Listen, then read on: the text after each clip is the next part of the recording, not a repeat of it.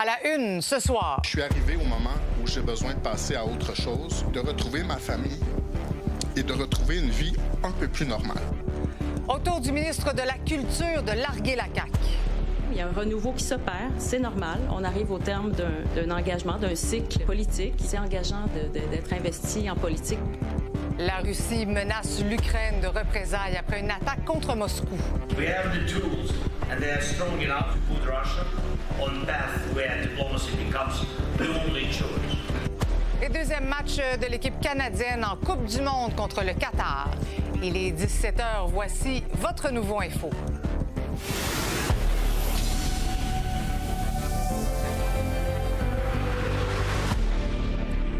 Bonsoir tout le monde, bon jeudi. Alors, ce sera une version écourtée de vos nouvelles ce soir en raison de l'affrontement Canada-Qatar de la Coupe du Monde sur nos ondes avec l'avant-match à compter de 17h30. Mais d'ici là, beaucoup de choses dans l'actualité. Il faut d'abord parler de ce troisième ministre en 3 jours seulement qui décide de quitter la CAQ. Mathieu Lacombe a annoncé qu'il ne sera pas de la prochaine campagne, lui qui avait pourtant donné son appui à Christine Fréchette dans la course à la chefferie. Marie Gassimard.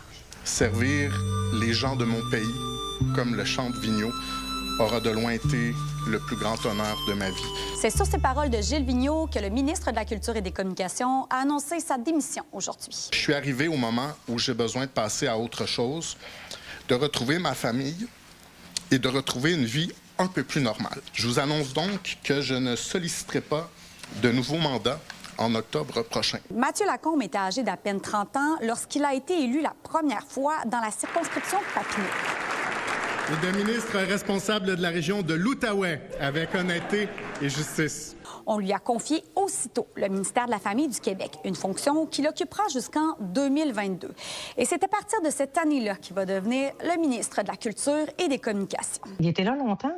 Tu sais, pour nous, en culture, il faut toujours, souvent, pour recommencer, de bien expliquer. C'est un écosystème qui est complexe. Bien, j'ai texté pour dire qu'il avait été un excellent ministre de la Culture, que j'étais fier de collaborer avec lui parce que je trouve que, tu sais, c'est rare. Souvent, les gens, on est plus portés à critiquer les politiciens qu'à souligner leurs bons coups. Et dans son cas, je pense que ça a été un des très bons ministres de la Culture que le Québec a reconnu. Il faut souligner qu'on a vraiment eu un ministre qui a été présent, engagé, qui a réussi aussi à bâtir une relation de confiance avec le milieu culturel. Et puis, il faut dire que quand il est arrivé, les choses étaient beaucoup plus corsées. Comme tout bon politicien, il n'a pas échappé nécessairement aux critiques. Durant son dernier mandat, il y a des milliers d'artistes qui ont manifesté devant son bureau afin d'obtenir un meilleur financement pour le Conseil des arts et des lettres du Québec. Un combat qu'il a finalement gagné.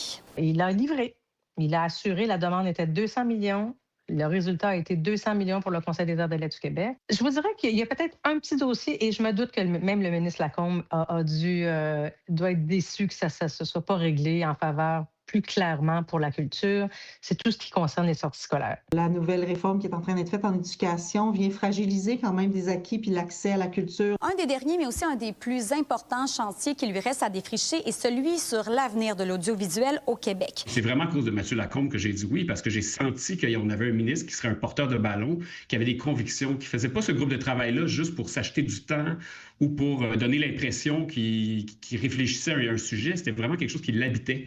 Il faut savoir qu'il fait partie des députés qui ont soutenu la candidature de l'actuelle première ministre Christine Fréchette dans sa course à la chefferie. Je veux saluer l'engagement de Mathieu Lacombe, également Jean Boulet, parce que ça a été des acteurs très investis dans les dernières années, plusieurs années d'ailleurs.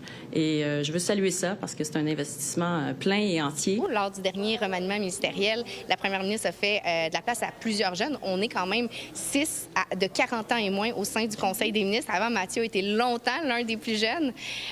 Donc, ça fait du bien aussi de voir une jeunesse se réinstaller. Donc, je suis confiante qu'on va aller chercher des candidats aussi de qualité. Je mesure plus que jamais à quel point c'est vital que des gens s'engagent et se battent pour le Québec, parce que c'est pas toujours facile de défendre notre nation.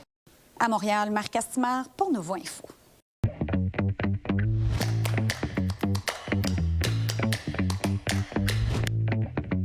Salut Marie-Christine. C'est quand même un gros morceau là, oui. que la CAQ perd. Oui, c'est un des ministres les plus appréciés.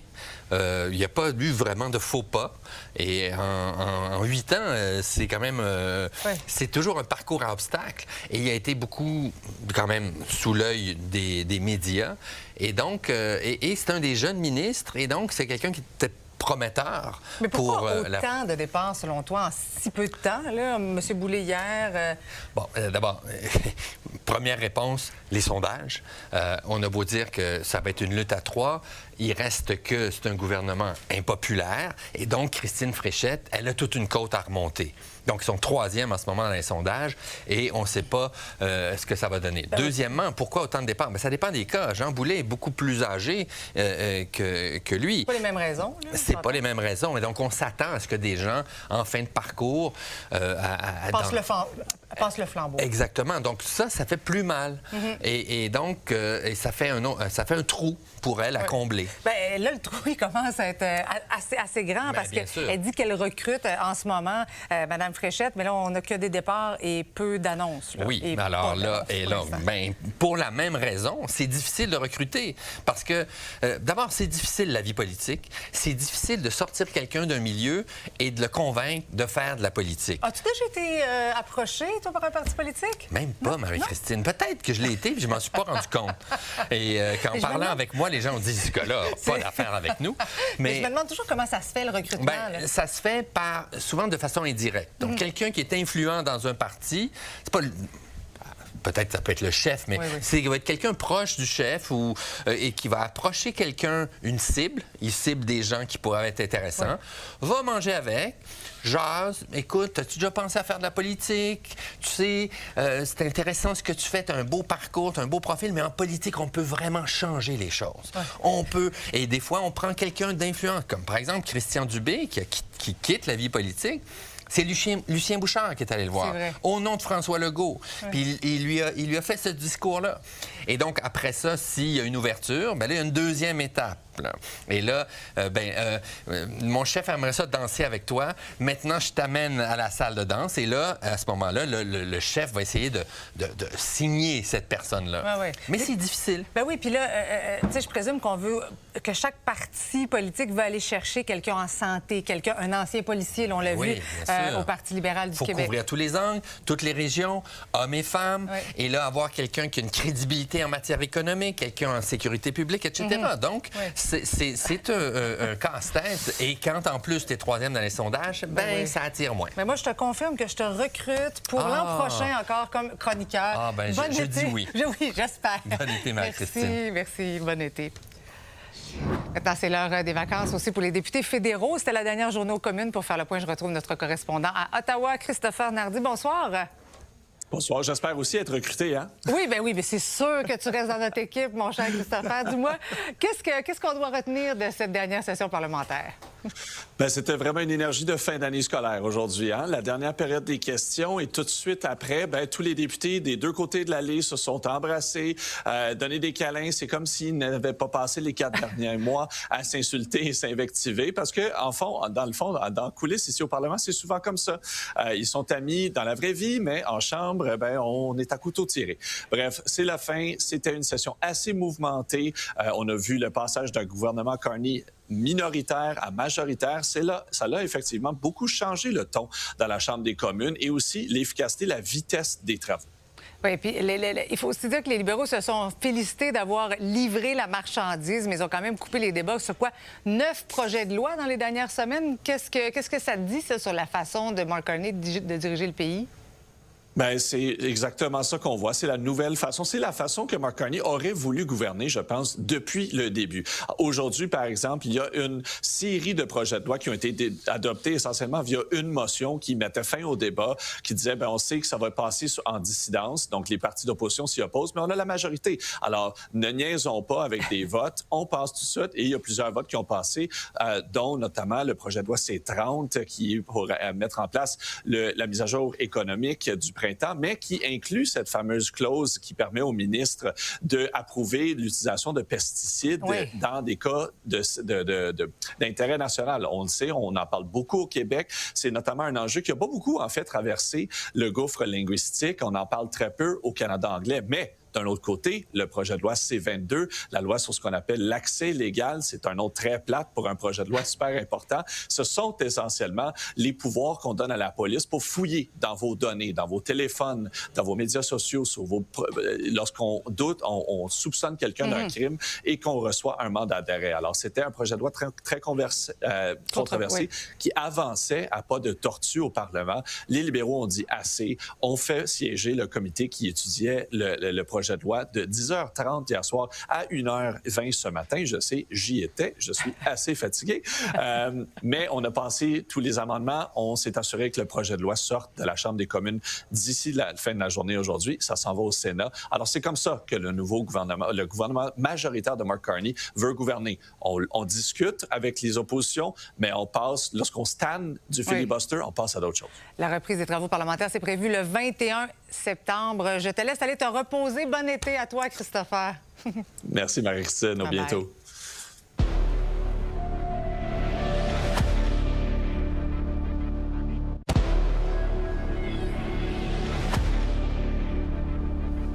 Alors que la guerre en Iran semble être en voie d'être résolue, celle entre l'Ukraine et la Russie est bien loin de s'atténuer.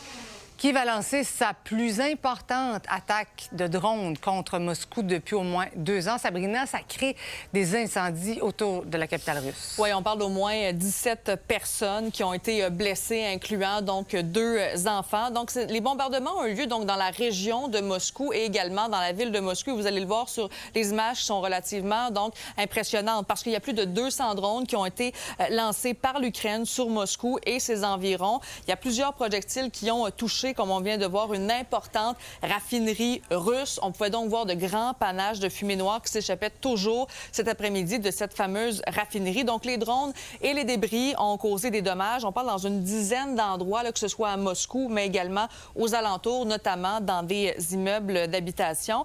Et le ministère russe de la Défense a déclaré qu'il y a plus de 500 drones ukrainiens qui avaient été quand même interceptés pendant la nuit. Volodymyr Zelensky, lui, a dit que c'était une attaque qui était pleinement justifiée, que c'était une réponse, en fait, à d'autres attaques qu'avait menées donc la Russie au cours des derniers jours. Pendant qu'on le voit, il est allé rencontrer des leaders européens au sommet, justement, de l'Union européenne du côté de Bruxelles. Et il a demandé, notamment, le temps plus de missiles antibalistiques, de munitions d'artillerie et de drones terrestres. Putin is not stopping this war.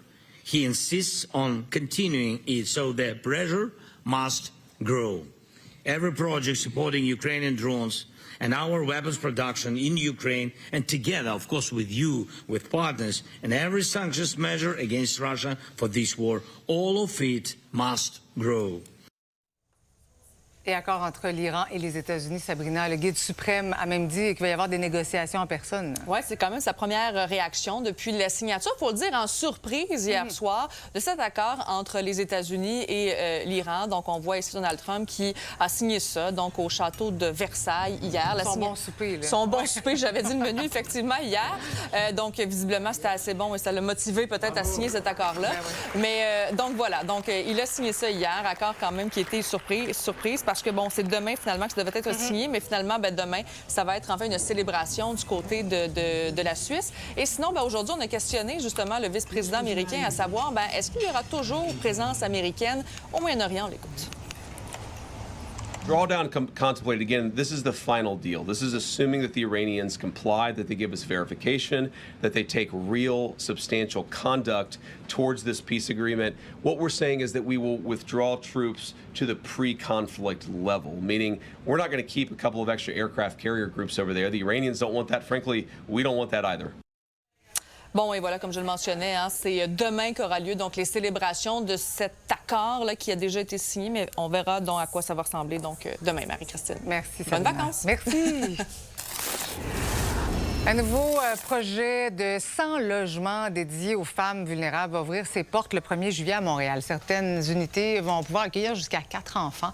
Les locataires vont avoir droit à divers services, notamment à l'aide pour réintégrer le marché du travail. Reportage, Lila Bouche. Pas juste l'hébergement, mais le logement, accès à un chez-soi décent, sécuritaire, avec soutien, c'est un luxe. Ça n'existe pas autant qu'il devrait. Puis avoir accès à ça est très difficile. Les prix, les coûts des loyers sont exorbitants. Madame Tout-le-Monde n'y a pas accès. C'est un nouveau centre d'hébergement pour femmes vulnérables qui verra le jour à Montréal. Et pour des raisons logiques, je ne partagerai pas la localisation. Voilà. Donc, la femme, elle aura sa chambre indépendante, équipée de tout. Il y a des femmes qui viennent juste avec un sac. Ben, ici, on lui offre tout ce qu'elle a besoin pour l'héberger. Cette résidence de 96 logements est dédiée aux femmes seules, proches aidantes ou aux familles monoparentales. La résidence est le premier projet de mixité socio-économique au Québec. La majorité des unités sont à 25% du revenu de la personne, donc comme tout logement social. Puis, il y a une dizaine d'unités qui sont pour des femmes qui ne répondent pas aux critères du logement social, mais toute personne va contribuer au coût du logement, en fait. Et ça fait partie aussi de nos valeurs et de notre approche d'intervention, c'est d'autonomiser les femmes. Ça aura pris 6 ans du début du projet à son inauguration pour voir cette résidence sortir de terre. L'expression « ça prend un village », je pense que ce projet, c'est un bel exemple d'un village. Ça a pris beaucoup de différents acteurs et actrices pour le réaliser. Bon, ici, c'est une mission. Et comme j'expliquais à Nadia, la vie m'a donné. Maintenant, c'est à moi de redonner. Et c'est une situation où toutes les femmes pourraient se retrouver. Puis on ne sait pas quand. Ce que j'ai essayé de faire, c'est à chaque fois qu'on rentre dans une pièce, de savoir si la femme qui va entrer dans cette pièce-là va être en mesure de se sentir en sécurité dans un lieu qui est lumineux, qui est vivant, puis aussi de voir est-ce qu'elle a un œil sur la sortie. Curieusement, moi, c'était toujours dans ma tête. Alors que la loi Gabironneau a récemment été adoptée à l'Assemblée nationale, le Y des femmes insiste sur la pertinence de leur mandat. La pertinence de nos services est toujours actuelle. Désolée de le dire, mais c'est ça la réalité. De pouvoir offrir cette mixité sociale où on offre autant des logements permanents que des logements transitoires avec soutien pour des femmes qui en ont besoin, pour des femmes qui sont seules, mais aussi des femmes qui sont proches aidantes, des femmes qui sont chefs de famille ou autrement dit femmes monoparentales. Les appartements pourront accueillir les femmes en besoin de logement d'urgence, celles accompagnées d'enfants, mais aussi les proches aidantes et parfois pour du long terme, le tout dans le but de retrouver une autonomie. À Montréal, Lila Mouche pour Nouveau Info.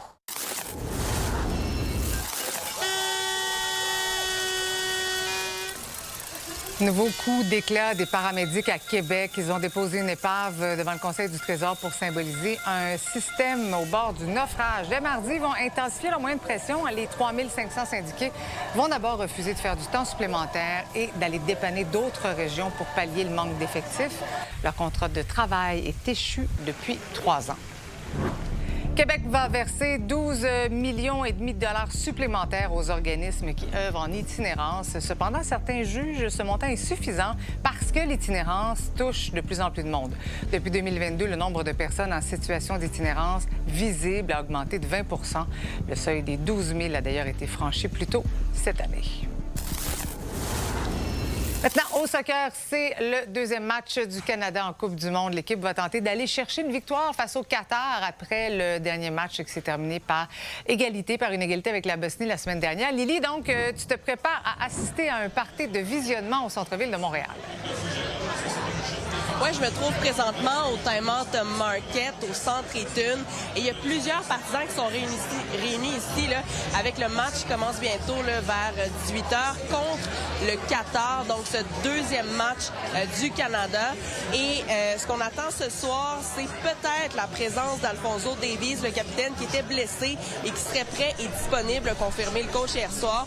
Le mystère plane à savoir si il va embarquer en jeu. Je reviens aux partisans qui regardaient le match Suisse-Bosnie-Herzégovine un peu plus tôt. Ils sont confiants d'une victoire du Canada ce soir. On est plutôt confiants. On est là pour la Bosnie et la Suisse, là, après le Canada et le Qatar. On a fait un petit combiné, donc on espère que ça va passer. On est ici, on est pour le Canada. Là, le premier match, il a été compliqué, un partout. Mais on a mis un beau but sur la fin. Je pense que là, ils ont besoin de se relancer, etc.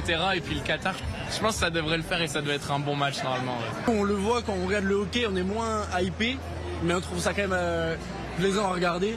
Et je pense que ça vient plus de la ferveur du football, c'est plutôt européen d'après notre expérience à nous. Moi, je trouve que c'est une opportunité parce que ça permet à notre pays de monter. Et avoir plus de niveau de jouer à la Coupe du Monde. On a joué contre la Bosnie, on avait un gros progrès comparé à la Coupe du Monde 2022. Lily, la Coupe du Monde, ça représente quand même de belles retombées pour les restaurateurs. Oui, et c'est pas parce que Montréal n'accueille pas la Coupe du Monde qu'il n'y a pas des bénéfices qui sont engendrés. Écoute, il y a plusieurs restaurateurs ici qui en bénéficient. On écoute le directeur général du Time Out Market. C'est formidable parce qu'on est capable de réunir toutes les communautés de Montréal et donc c'est très festif. Les gens viennent regarder à travers de notre écran géant les matchs de Montréal, enfin de la Coupe du Monde. Et donc ça permet à tout le monde de supporter sa propre équipe. Chaque année, on sent que ça augmente. On était déjà présent pour la dernière Coupe du Monde et là on sent que dès le départ il y a beaucoup d'engouement. Donc je pense que vraiment ça devient de plus en plus populaire, oui effectivement. Bon match, merci beaucoup Lily.